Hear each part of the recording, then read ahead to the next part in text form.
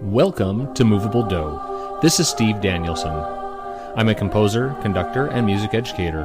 On this podcast, I talk with other composers and discover how they began their journey into composition. Join me each week as we explore their lives, their musical journeys, and of course, their music. To learn more about this podcast and access a complete archive of episodes, including the series of shorter segments called Movable Snippets, visit my website at sdcompose.com/movabledough. Hey, this is Steve. Thanks for joining me for this episode of Moveable Dough. My guest today is Judith Herrington. Judy is the founder and artistic director of the highly acclaimed Tacoma Youth Chorus. A graduate of the University of Oregon, she earned her Master of Education degree from Lewis and Clark College in Portland, Oregon. She further studied conducting with Rodney Eichenberger and Henry Leck. Judy is highly regarded as a guest conductor, workshop, and choral clinician. She has published choral compositions, arrangements, and co-authored choral teaching texts through Pavon Publishing, Hal Leonard Publishing, and Cola Voce Publishing. Judith Herrington, welcome to Moveable Dough. Thank you. I'm honored to be here. Thanks, Steve. So I know you've been in Washington State for a long time. Is that where you are originally from, or were you born somewhere else? I grew up in Oregon, Eugene, Oregon. In Eugene, okay. So what brought you to Washington? A job. I know that well. Yes, I moved to teach at Annie Wright School, which is a private school, and then moved to Charles Wright Academy. Retired there about 4 years ago. So about 44 years, my career has been at Charles Wright Academy. Nice. So are you enjoying the retirement? Well, I'm plenty busy. People tell you, I still continue my work with Tacoma Youth Chorus, and I have two little grandsons that are joy of my life. Oh, fabulous.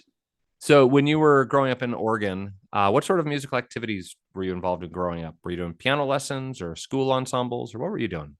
Yeah. Well, it was interesting. Everybody's story is so different. We grew up on the north side of town, which is at that time was quite rural, lots of farming. And for instance, in the summer, everybody just went out in the fields. We picked strawberries, beans, cherries, and that's where any of my understanding of pop music in my childhood came, because I heard it in the bean fields. I didn't know it at all. But my family was very involved in a Lutheran church. So I would say those are really the formative things. And we were middle income. My mom taught piano lessons, so we could have lessons. There's 3 girls in our family. So church and music was our world outside of school. Also, both of our parents were Midwest farming background. Okay. So there was quite a work ethic that went with that. Sure. As well. Sure. Were you all singing in the choir there at church? Oh, yes. And my mom was the organist there, and she taught me how to play the organ, in which all those weddings later was help pay tuition, things like that.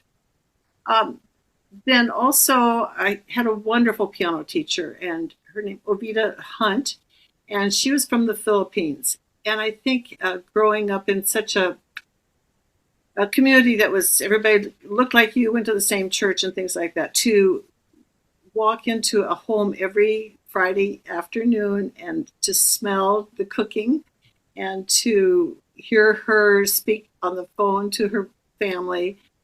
She would wear the Filipino formal dress at recitals. It really gave me an interest. I think that's where my interest in multicultural music came from.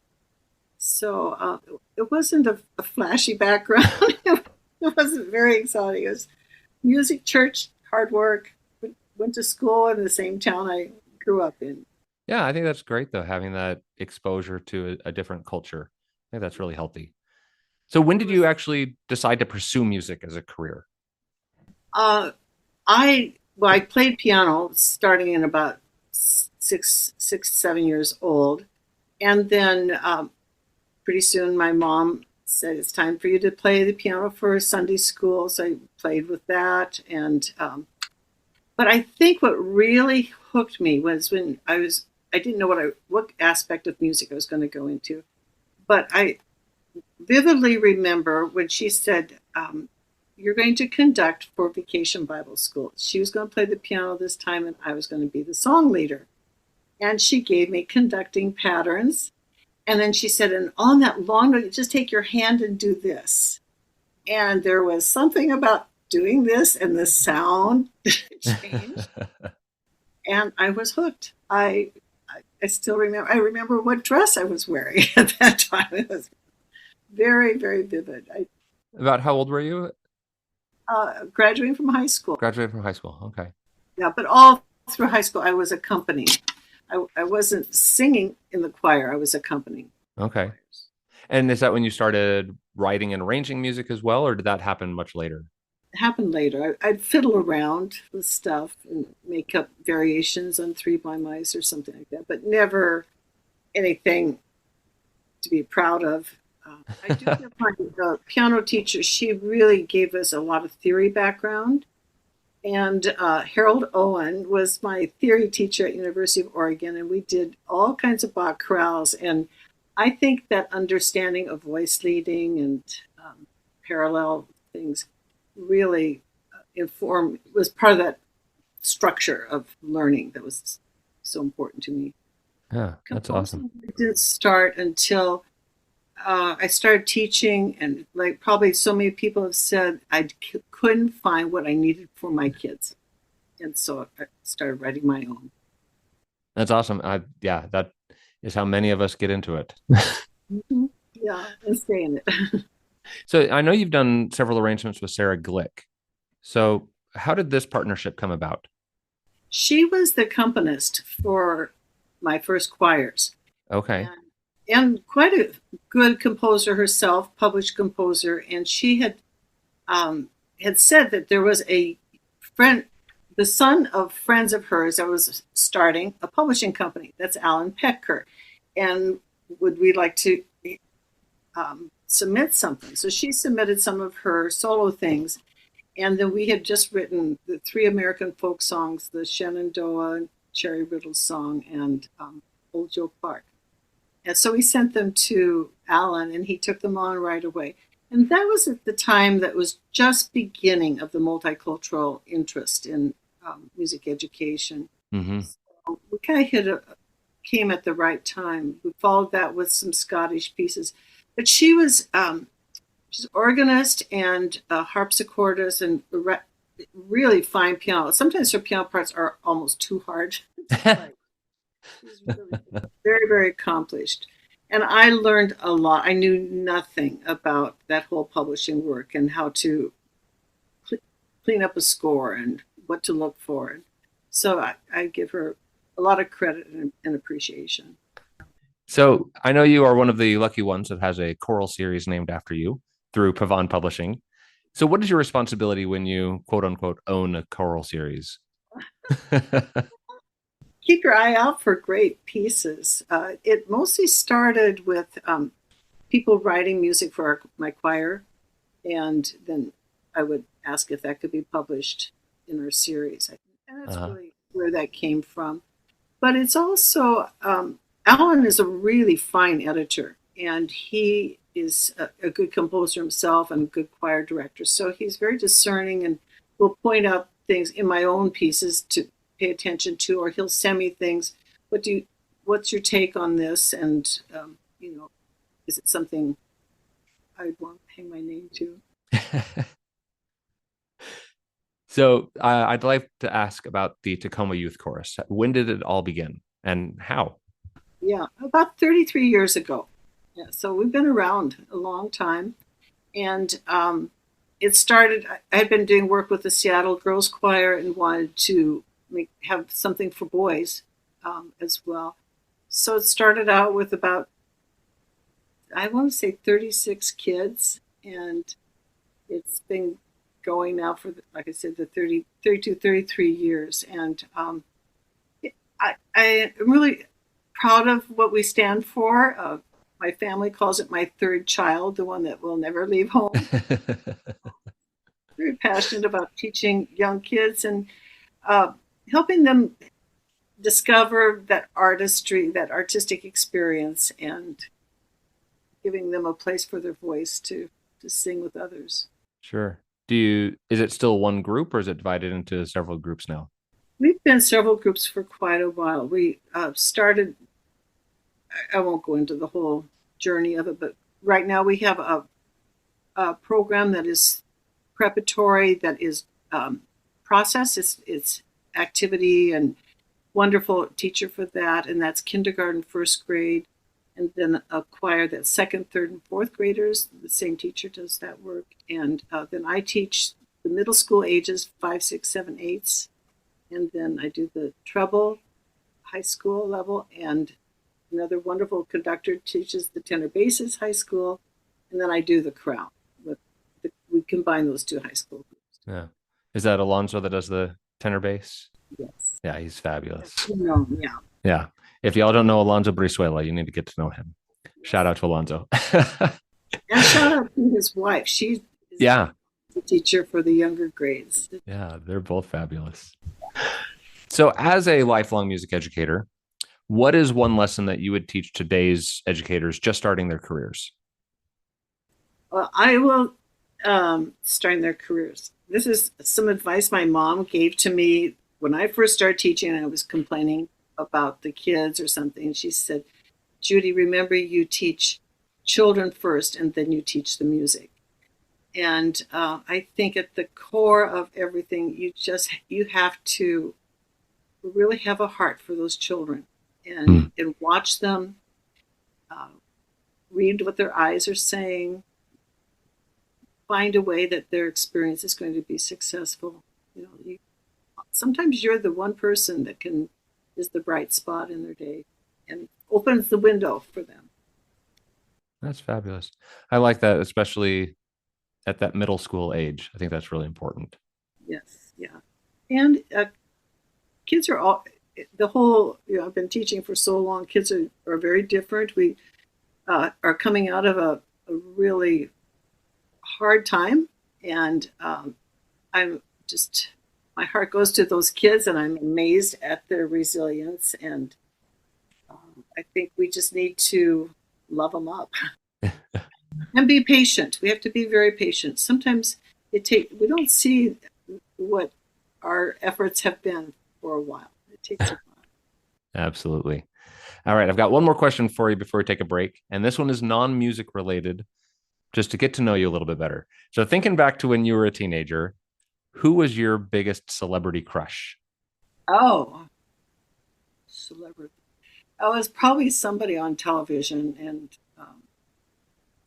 some guy with dark curly hair. The guy who is on Maverick. I'm going to really date myself. Yeah, and also I think Ben Clyburn was just kind of a big celebrity Okay. at a time too. So I thought he was pretty amazing. Yeah, my sisters and I would probably say it was some TV person. Excellent. Well, thank you for answering my weird question. After we take a quick break, we are going to listen to some of Judy's compositions.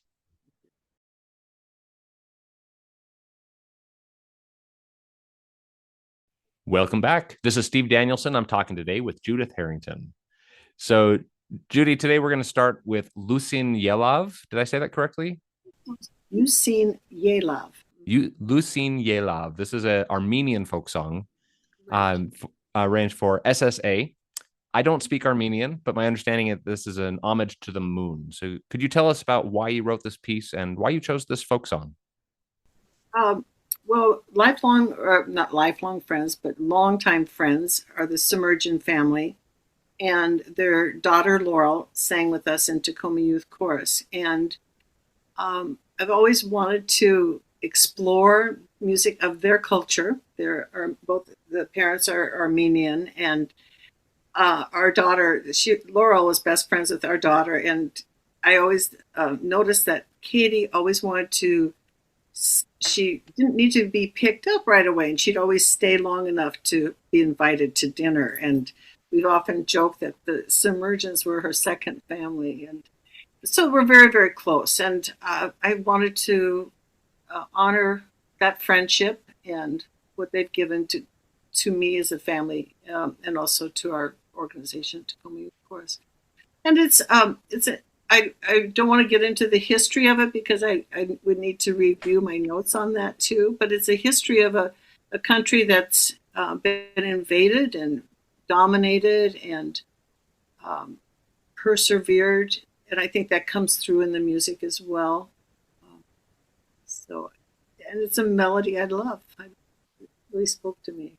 That's great. And this was written for an anniversary concert for Tacoma Youth Chorus, right?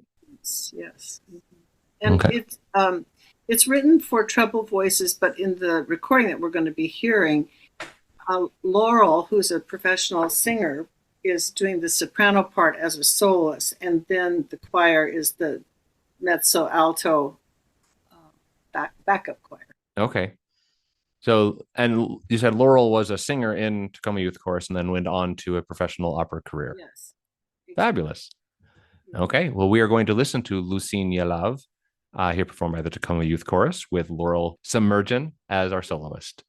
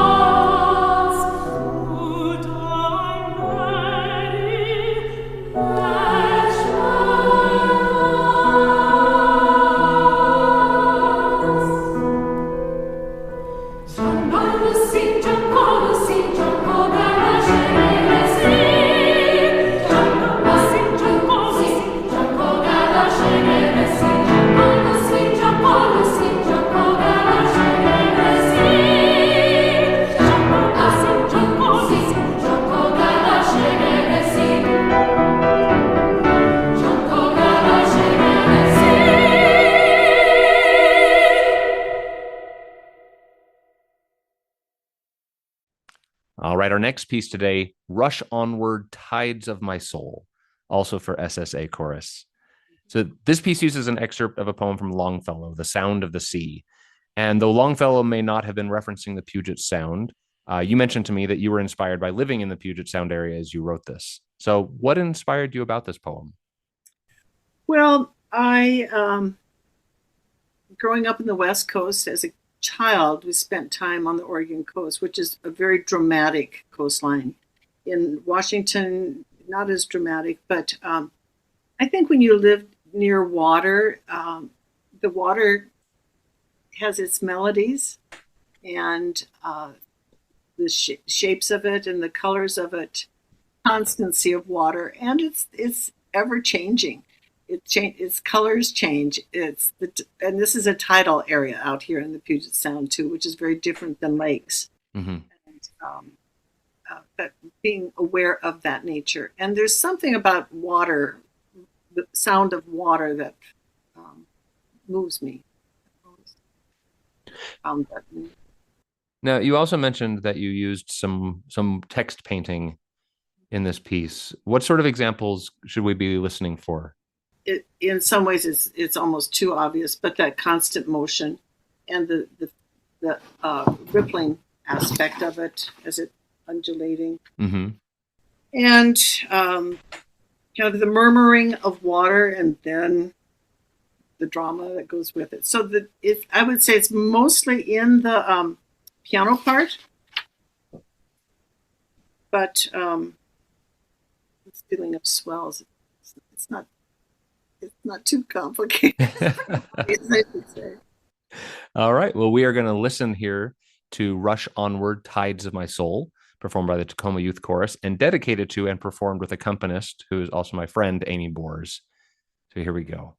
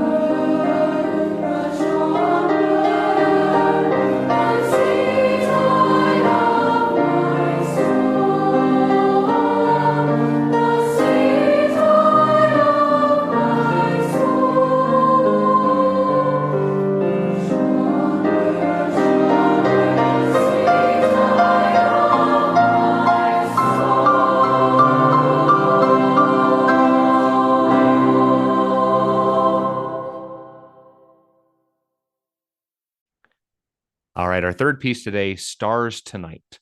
for two-part treble voices, also available in SATB.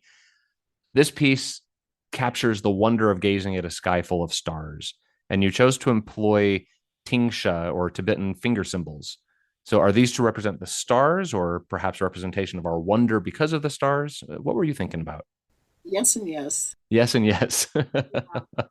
I sing in the symphony chorus with Jeffrey Boers, and we had just sung piece by Tan Dunn and the Water Passion, and we each of the singers had a set of the tingsha, and at different times we played for it with it, and I could resist. Tingsha piece. And these are the ones I like are very, very small, so that you play them on the side and they're very clear. It's not that you can use small finger symbols as well. So for me, it is the looking at stars. But the irony is here in the Pacific Northwest,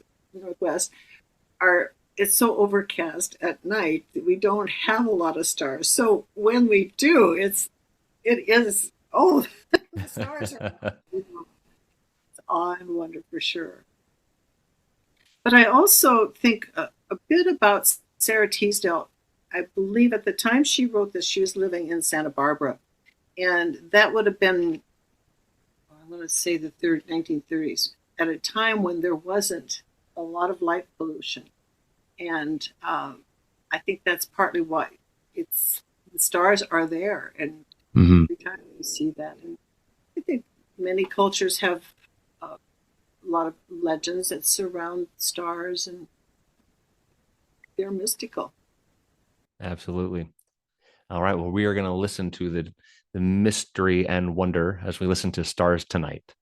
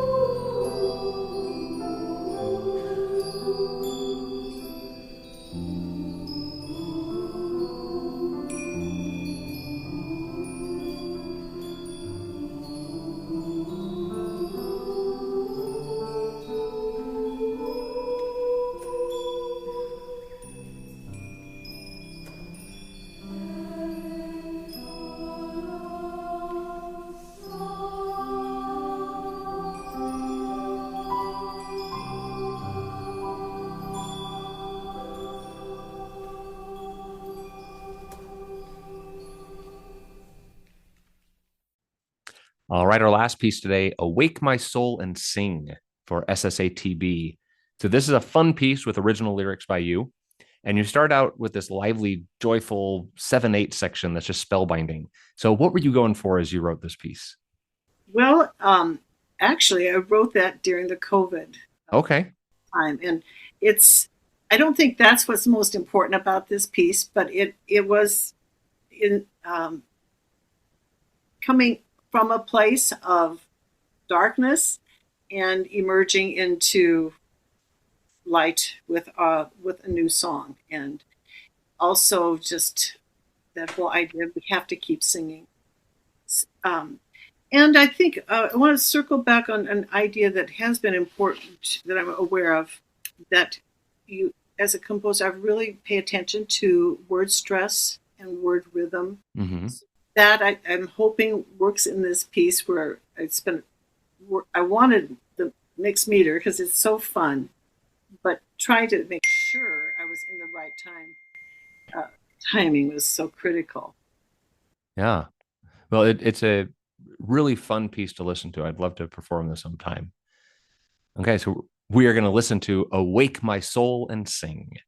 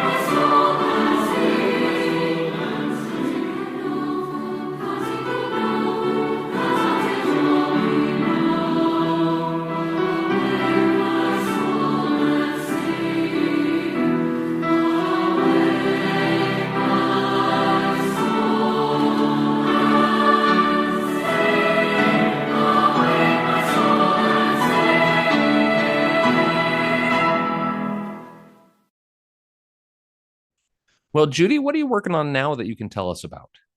Oh, um, well, I it's lean right now. Maybe the muse that inspires me. I'm doing a lot of work with youth chorus. Okay.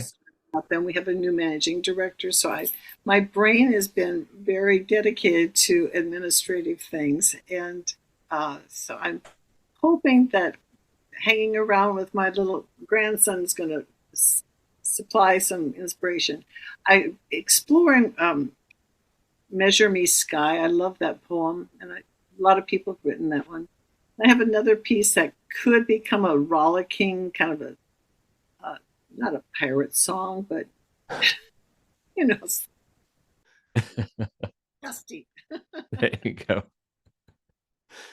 Well, if my listeners want to learn more about you or your music, where can they find you? Where are you located online? I think just find me through Tacoma Youth Chorus. Okay, that's the best place to go. Yeah. Sounds good. Well, hey, listeners out there, are you loving these interviews? Do you want more Movable Dough? Well, you're in luck. Movable Dough has a spin-off series called Movable Snippets, where I let composers share one of their pieces with my listening audience. It's a rapidly growing body of work with over 40 pieces featured so far, and more to come. The Movable Snippets are available through the main Movable Dough feed, so take this time right now, make sure you're subscribed to Movable Dough through your favorite podcast provider so you never miss another snippet. Well, Judy, it has been a lot of fun to talk to you today. Thank you for joining me today on Moveable Dough. Thank you. I'm honored. Thank you, Steve. My guest today was composer Judith Herrington. If you have a recommendation for a future guest or an idea for the show, please email me at moveabledough@gmail.com. This is Steve Danielson. Keep the music moving.